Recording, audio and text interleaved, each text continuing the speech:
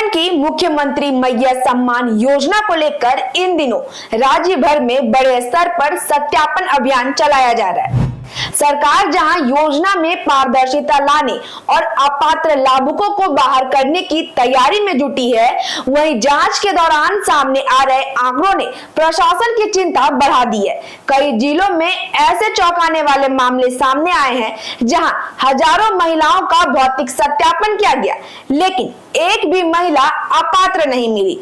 अब इस पूरी प्रक्रिया की निष्पक्षता और जमीनी जांच पर सवाल उठने लगे हैं। दरअसल 11 मई से 18 मई तक राज्य के सभी ग्रामीण इलाकों की पंचायतों और शहरी क्षेत्रों के वार्डों में लाभुक महिलाओं का भौतिक सत्यापन कराया जा रहा है। इस दौरान अधिकारी घर घर जाकर यहां जांच कर रहे हैं कि योजना का लाभ सही महिलाओं तक पहुंच रहा है कि नहीं।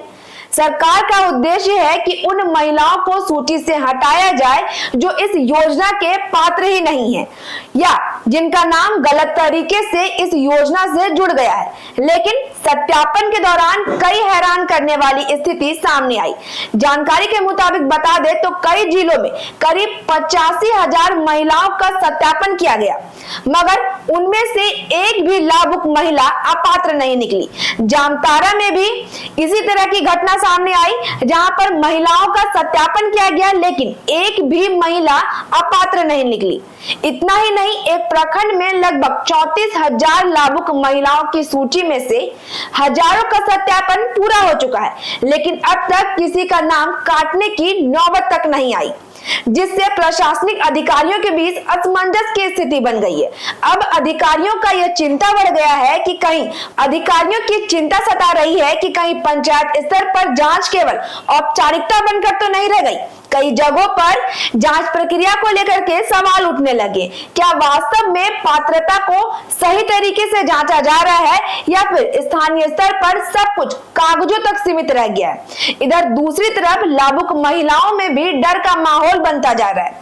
योजना का लाभ लेने वाली कई महिलाओं को आशंका है कि कहीं सत्यापन के बाद उनका नाम इस सूची से हट ना जाए। कहीं ऐसा ना हो कि इस नाम कटने के बाद मैया सम्मान योजना की जो राशि है, जो सरकार की ओर से हर महीने लाभुक पात्र महिलाओं के खाते में डीबीटी के माध्यम से 25,000 रुपए दिए जाते हैं, उनसे उन सूची से उन महिलाओं के नाम हट न जाए। ग्रामीण इलाकों में महिलाएं लगातार पंचायत कार्यालय और जनप्रतिनिधि से संपर्क कर रही है ताकि उनका नाम योजना में बनी रहे। डीबीटी के माध्यम से 2500 की राशि जो है महिलाओं के खाते में भेज दिए। यह योजना राज्य सरकार की सबसे बड़ी महिला कल्याण योजना में से एक मानी जाती है, जिसमें लाखों ऐसी महिलाएं हैं जो इस योजना का फायदा उठा करके अपने कई घरेलू उद्योग जैसे काम शुरू कर दिए। इसलिए सरकार सत्यापन की प्रक्रिया को गंभीर ले रही है।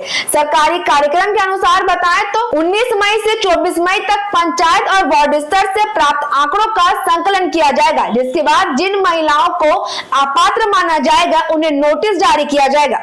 वहीं 25 मई से 27 मई के बीच मृत, अनुपस्थित और अयोग्य यानी कि अपात्र लाभुकों की अंतिम सूची पंचायत भवन और अंचल कार्यालय में सार्वजनिक की जाएगी। प्राप्त आपत्तियों के निष्पादन के बाद 29 मई को अंतिम रिपोर्ट जिला मुख्यालय को भेज दिया जाएगा। इस बीच योजना से जुड़ी महिलाओं के लिए राहत की खबर भी सामने आ रही है।